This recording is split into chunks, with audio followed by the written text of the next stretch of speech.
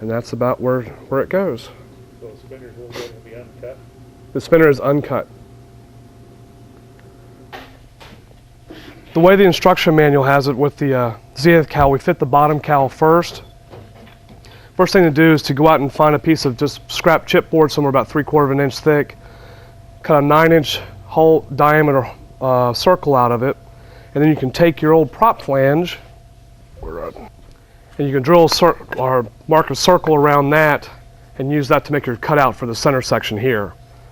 And also, just as Pete was showing me, what you can do, or what you need to do, is radius the edge a little bit, because that's going to fit right here.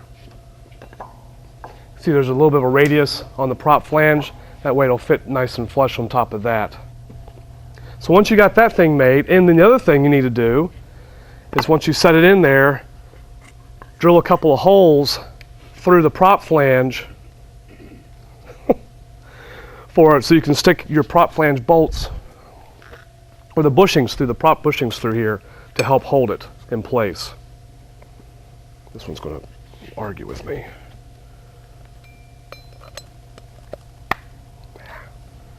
We'll get to that part in a second. So once you get that made, place it on the bottom here and get it nice and centered around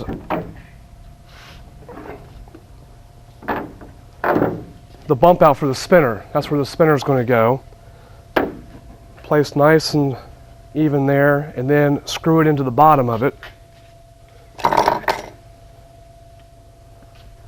I drilled a couple of holes in the bottom here. Let's see if we can get them. When you make your circle, 9-inch diameter circle, you're going to split that in half, but it's not going to be exactly in half, because if you look, this fits the top cowl, not the bottom cowl. Oh, is that what we're doing? And where's your top cowl? Because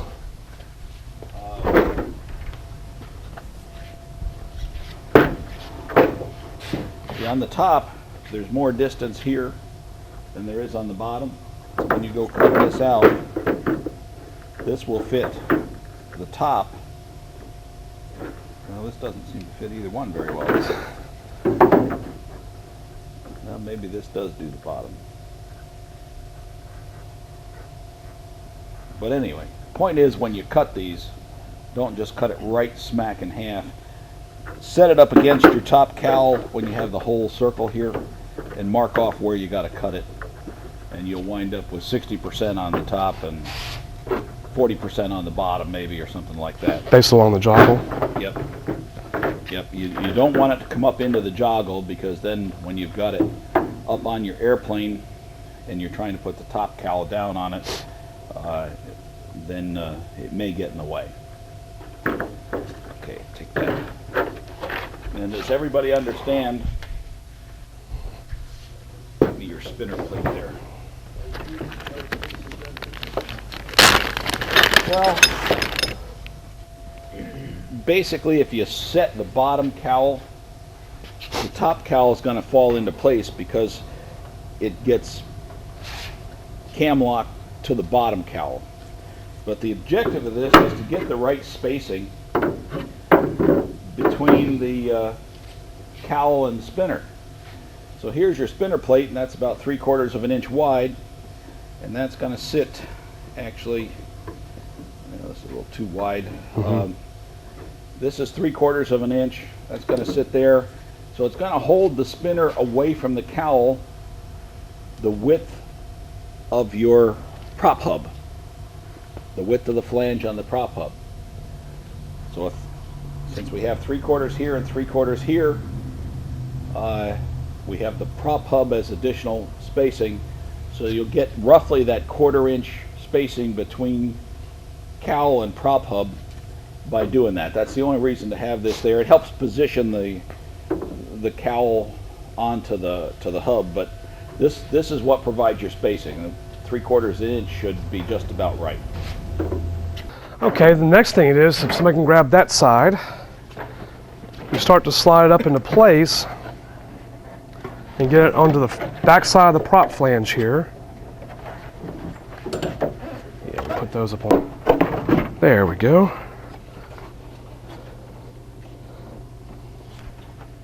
And get one of your prop bushings. Well, the idea is to get this up into place and just hold it in temporary with one of the bushings to go through here to hold this up. And then, let's see, is it about? Yeah, it's about right. Looks good here. Yeah. No, you're gonna have to trim that out. That's one thing I left out. You do have to trim the hole in the top and the bottom cowls. And you just match it. Yeah, you can match it to that. And you're gonna have to drill it out a little bit more anyway, Okay. What size hole do you cut in your plywood? whatever the diameter of this is. It's like 2.5 or 2.25. Just cut it to fit in. Okay. Yes. Little bungee cord from here down around the bottom and up to the engine mount. That'll hold the back end of your cowl up while you're trying to work here. Okay. Yep. Good idea.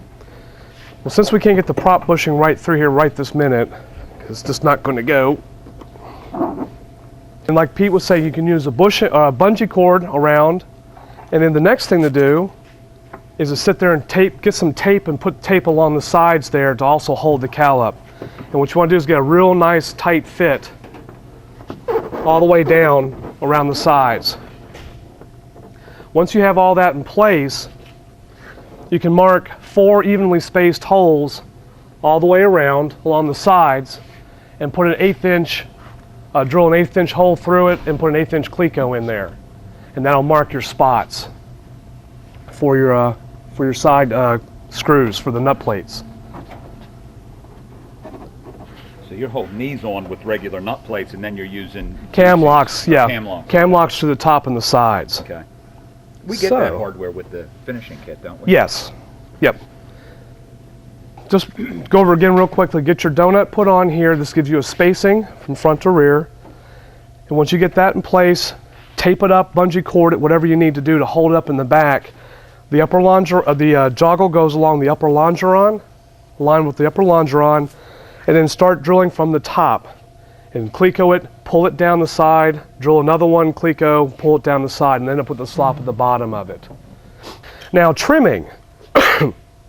What they've decided about the trimming, give yourself a nice even line, and what I did was I kind of followed the rivet line for the firewall rivet line here. You can mark that in, or you can do a measurement from the firewall rivet line down and give yourself a nice smooth line all the way around there. Just a way to follow it. And once you get that drilled and marked on the inside, you can pop the whole thing down, start putting your nut plates in. Once you got your nut plates in, you know you've got about yay far of extra metal hanging off the front of it if you haven't trimmed it yet. Excuse me. Give yourself, our standard is 10 fit 20 millimeters between the edge of the skin and the nut plate. So at that point you can trim it where you need to trim it. But once you got everything in place, your nut plate's put in there, then you can trim it back and give yourself a good edge distance between the nut plate and the end of the sheet metal. After that, it's not critical anymore. That's the back edge of the. Once you get this clecoed in place and nice and centered, Nice space. yeah, Space. yep. Mine, I'm cheating. I've already got all the pins in it and everything. You can set your top cowl in place. Let's see what it's set in there. I've got all the cam locks in here. It's probably going to mess this up a little bit. If you may have to trim a little, Mm-hmm. they trim these when they come out of the mold, and sometimes they're a little bit longer than what they need to be, but they're a little bit more than a rough trim, but you may find some interference right there. So keep that in mind. If it doesn't want to fit right up against there, bumping against, well, you got to do some trimming and fitting. Yeah, and the same thing with the air duct too, the ram air duct. Yes, same thing here. You can use the sheet metal screws or you can use tape. Same thing. I just used tape and I taped it down real tight. Also, I would sit there and trim and sand and tape again, see if that fit. Nope, a little sanding, a little bit more, tape it down and try to get it nice and set. So I ended up setting these first after I got all the distances up here good and everything locked down. Set these down, pulled my skins down to the sides, and then I started sanding down the fronts here. to get it to where I wanted it, and then I set the screws along the side, the cam locks along the sides. And then that's where you get a nice tight fit that way. Doing cam lock bodies is the exact same thing as like doing nut plates.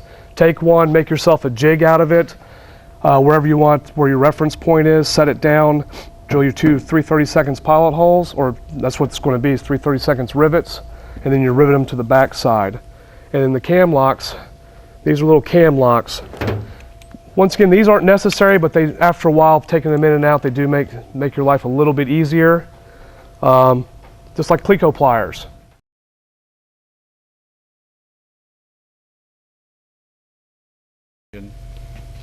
The warranty starts at delivery and runs for 1 year. And if your project isn't ready to fly, you need to send me a little note. I have to have it in my file, not an email. I have to have a note with your signature on it, essentially saying something to the effect is, please delay the start of my warranty until June 1st, 2007, or first engine start, whichever is sooner. You can pick a date up to 12 months away from your delivery. So you got 12 months to finish your project, start your engine, then you still have a year's worth of warranty.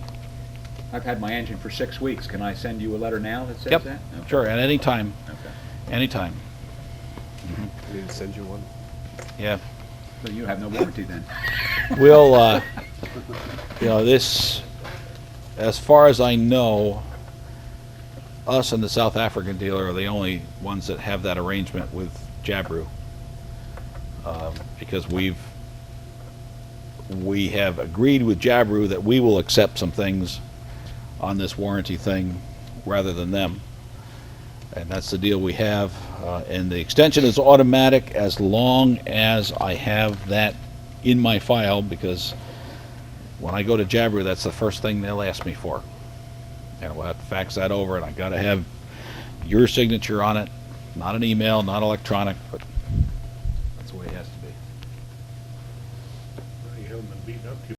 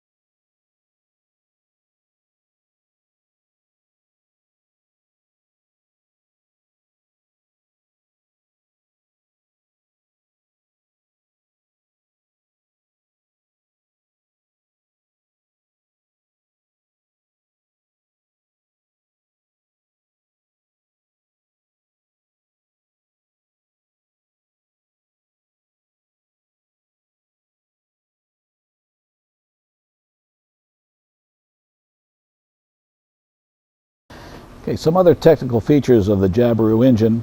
Let's start with the ignition system. The spark is generated by a magneto in a magneto module. Doesn't look anything like the conventional aircraft magneto, but that's this little black box right here. That's manufactured by Honda, a Honda design. And again, part of Jabiru's philosophy is to use technology that's available, and these magnetos are available all over the world for a relatively modest price. There are three, in the case of the 6-cylinder engine, there are 3 magnets on the flywheel, and as they go past the magneto, it excites a coil in there, and then solid-state circuitry takes and condenses the spark and feeds it down to a distributor cap, which hopefully we can see down here. This is an automotive distributor cap. I believe it's off a Nissan V6. You can get those at most auto stores if you need to, or you can get them from any Jabiru dealer. Inside the distributor cap is only a rotor. There are no points, no other moving parts other than the rotor. There are 2 magnetos, 2 distributor caps, leading to 2 spark plugs in each cylinder. Spark plugs are motorcycle plugs, NGK plugs available at any auto store, any motorcycle shop. Commonly found in personal watercraft, that particular plug style. Yeah, so they're available at a pretty cheap price most anywhere. The alternator produces 20 amps on the 6-cylinder, 10 amps on the 4-cylinder, and that again is a Honda design and is incorporated into the flywheel. The brass colored ring right there has 12 rare earth magnets inside it. This is the permanent magnet type of alternator. The stator is attached to the support right there. Current is fed to, again, it's a Kubota regulator. It's common in the call it industrial engine or small tractor world, used on Kubota mowers, grasshopper mowers, anything that's powered with a Kubota diesel engine usually has that regulator on it. So if you need one somewhere in a Kubota dealer nearby, you can find parts for this engine all over the place. Carburation is a Bing altitude compensating carburetor. This carburetor is pretty common. Rotax uses them extensively in the 912 series engine. We use one carburetor, but it is a bigger size. It's a 40 millimeter carburetor rather than the 32s that Rotax uses. Works very well. In fact, there are some governments using the Jabiru engine in unmanned aeronautical vehicles, keeping an eye on some of their neighbors, I believe, up to 24,000 feet in the stock configuration. So it works very well, controlling the mixture through a wide range of altitudes. Finally, starter up on top, Nippon Denso starter, commonly used in other applications, small tractors and so forth. That is rebuildable at any auto electric shop, pretty much anywhere in the US and anywhere in the world for that matter. The Jabiru engine is a direct drive engine, and power is fed directly from the crankshaft to the propeller through a standard aircraft SAE-1 hub. So propellers having a standard hub pattern, same pattern you'd see on the small Continentals, Lycomings, is used on the Jabiru engine as well. The operating range RPM of the engine, the red line is 3,300 RPM. The 120 horse engine is now come along that it produces its 120 horsepower at 3,100 RPM, but red line is 3,300 still. Normal cruise is 2,850 RPM. Takeoff anywhere from 2,850 to 3,000 RPM is what we like to see on takeoff. Okay, the heart of the Jabiru ignition system is this magneto module that is produced by Honda, and it powers each distributor independently. It's a true magneto. It does not require any outside electrical power. It's not a capacitor discharge or CDI ignition. It is a true magneto. Magnet goes past the coils right here, excites the coils, produces a charge, and the solid state circuitry condenses the charge, feed it on down the lead to the distributor, and from there out to the spark plugs. If your alternator quits, your battery dies, it does not require any additional power. It'll run on its own continuously.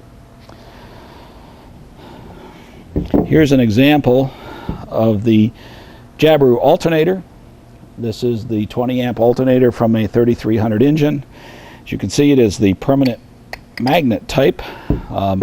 12 magnets inside the magnet ring, 12 poles on the stator here. The stator is stationary, whereas the magnet ring, the alternator body as Jabiru calls it, is attached to the flywheel and turns with the engine.